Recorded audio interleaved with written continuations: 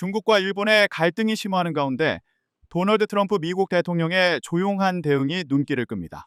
중국군 항공모함 함재기가 지난 6일 일본 오키나와 인근 공해상에서 일본 자위대 전투기의 레이더 조준을 한 1등을 두고 양국 갈등이 깊어지고 있지만 트럼프 대통령은 9일 현재까지 별다른 입장을 내지 않고 있습니다.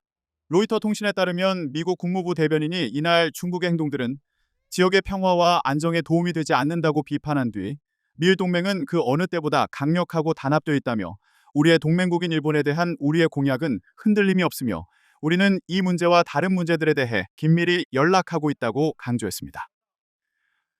그러나 트럼프 대통령이나 피트 헤그세스 국방부 장관, 마코 루비오 국무장관 등 외교 안보라인 고위 인사들의 대중국 우려 표명이나 비판은 이날까지 나오지 않았기에 전반적으로 미국의 대응은 절제되어 있는 것으로 보입니다.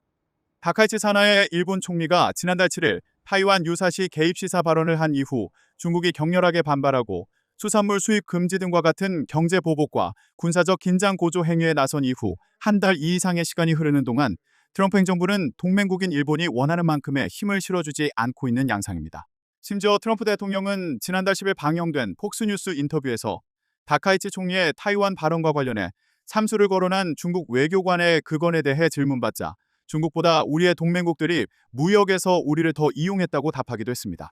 일본 측이 보도 내용을 부인하긴 했지만 트럼프 대통령이 지난달 25일 다카이치 일본 총리와 통화하면서 타이완 문제로 중국을 자극하지 말라고 주문했다고 월스트리트 저널이 보도하기도 했습니다. 중일 갈등에서 트럼프 행정부가 보이고 있는 조용한 대응이 예사롭지 않은 것은 지난 5일 공개된 미국의 새 국가안보 전략에 투영된 트럼프 대통령의 대중국관이 과거 미국 행정부의 그것과는 차원을 달리하기 때문인 측면도 있습니다.